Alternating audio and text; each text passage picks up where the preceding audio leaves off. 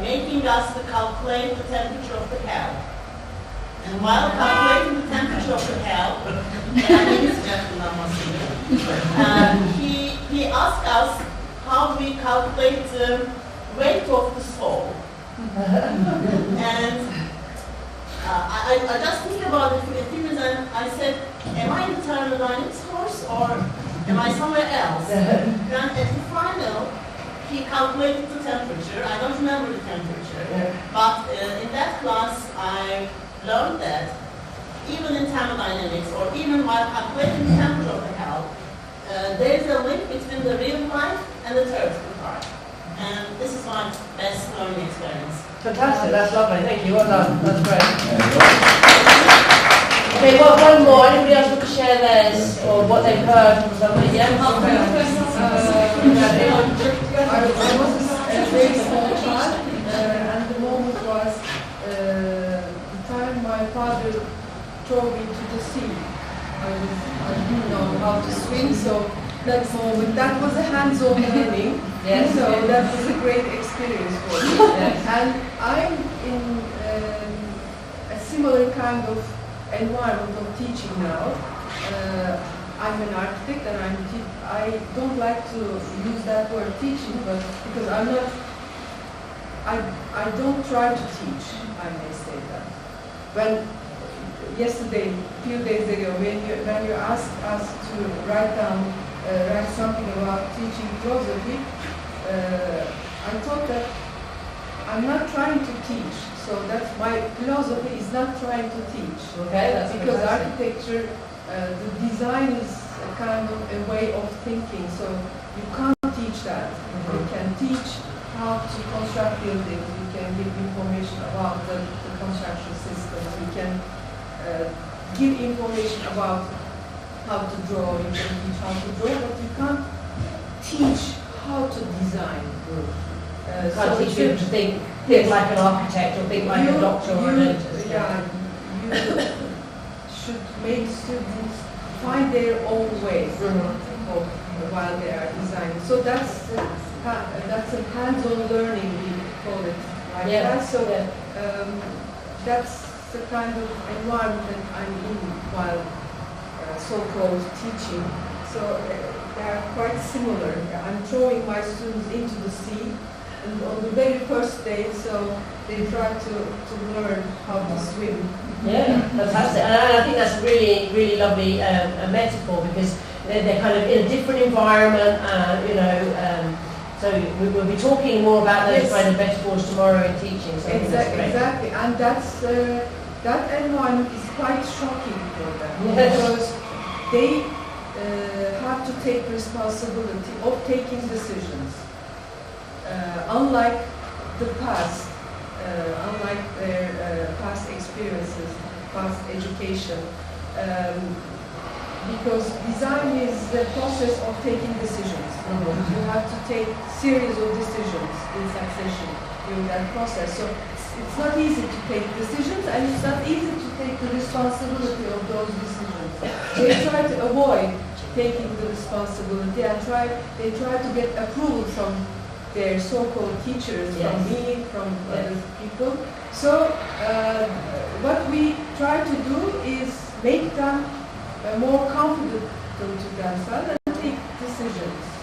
So, and I think that's really, really lovely. I think that there's a lot of things captured in that, in terms of taking them out of the comfort zone and giving them responsibility, which is fantastic. Has anybody else got another one they want to share? Somebody else put their hand up. No? Yes? Okay, down here, last one.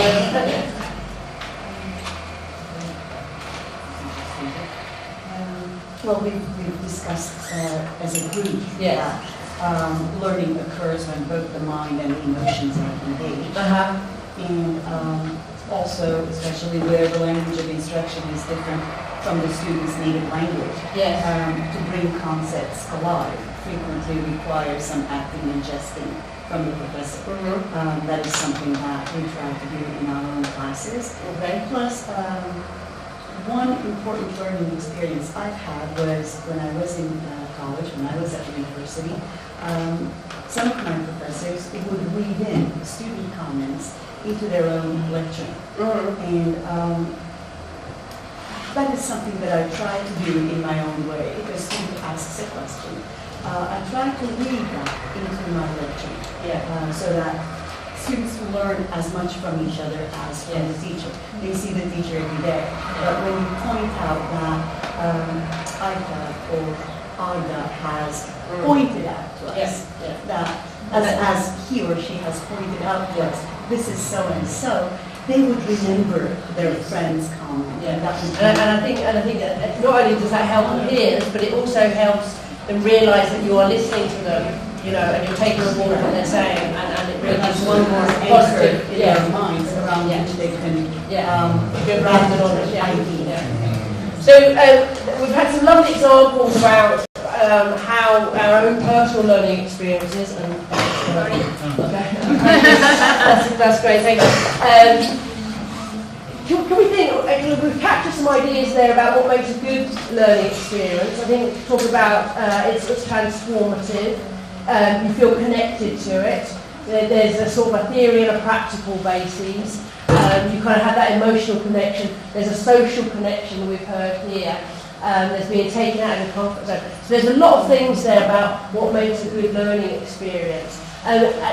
In the round here, normally I have one learning experience where something has not been successful. So my favourite one is somebody who told a long tale about how they learned to surf, or they had surfing lessons. And it was a little bit like the swimming, it was kind of completely immersive in this foreign environment. And so when you say, oh well, so can you surf now? And so, oh no, I spent the whole time falling off the board. And I think there's a whole piece there about, was it, where does satisfaction come from? Does it come from the sort of transformative experience, or whether there was a successful outcome? And I think that kind of builds in some stuff about how students can have trial and error. I think that was mentioned earlier this morning, and experiment with things, that not everything has to be successful. And in fact, some of the best learning occurs in things that are not successful.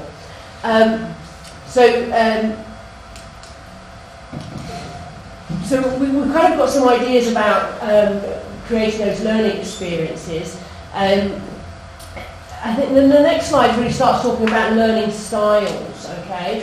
And this kind of idea was very popular, I think, in the 70s and 80s, that students have specific learning styles, and they would self-identify, or teachers would identify students as a particular style of learners. So you would say, I am a very visual learner, or a very auditory learner. I like to learn by hearing, I like to learn by reading and writing, I like to learn by doing stuff. Is that kind of philosophy prevalent in Turkey? Do you hear about these kind of learning styles that students have learned? Okay, so the issue with learning styles tends to be that, why it kind of got discredited was because people got pigeonholed, okay? So I'm going to give you a little task to do, which just kind of really talks about this here, about whether learning through different media. And it's a horrible task, so you're going to have 5 minutes to do it. Can you take the napkin and pass them down, please? So you need one each. Hopefully there's enough. There's about 30. I don't know how many you've got in the room there. Okay. So take one of those and pass them down. You need one each.